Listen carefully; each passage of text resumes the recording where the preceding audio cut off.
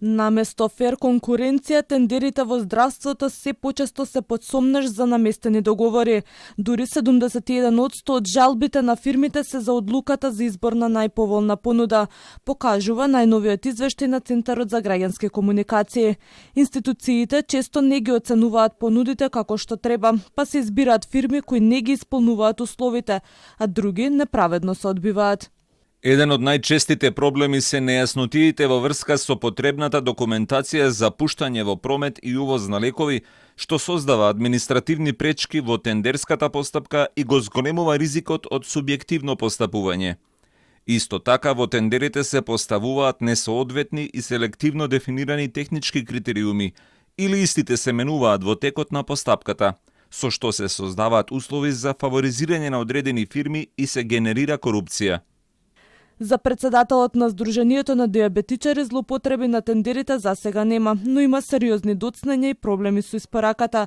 Според Димче Велев, проблемот не е кај фирмите, туку во самата дистрибуција, односно во нарачките и налозите што ги издава Министерството за здравство, кои често доцнат. Тендерите ние веќе 5-та година бараме да се укинат, односно да се одимат пазарни референтни цени, она што се планира 2027. Апелирам, ја очекувам дека можеби годинава ќе почне во последниот квартал. Во државата има 110 здравствени институции, а жалби за тендери се поднесени против 99 од нив. На врвот се градската општа болница 8 септември со 58 жалби, Министерството за здравство со 40 и институцијата што ги снабдува клиниките со 31 жалба.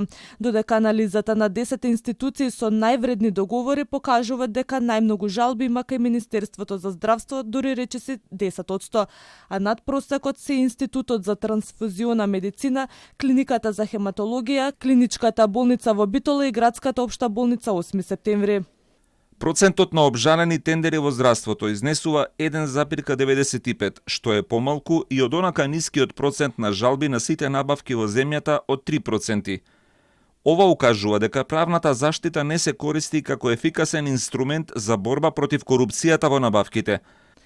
Истражувањето е спроведено во рамките на проектот Спречување на корупцијата во јавните набавки во здравството на Центарот за граѓански комуникации.